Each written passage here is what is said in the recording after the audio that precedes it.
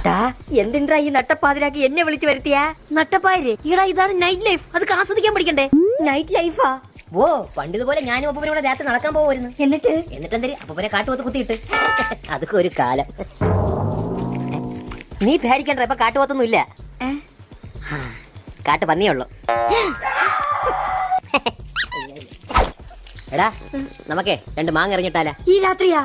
അതൊക്കെയാ ഒരു വൈബ്. കല്ലിവിടെ പൊട്ടി വീടിന്റെ ചില്ല് പൊട്ടി.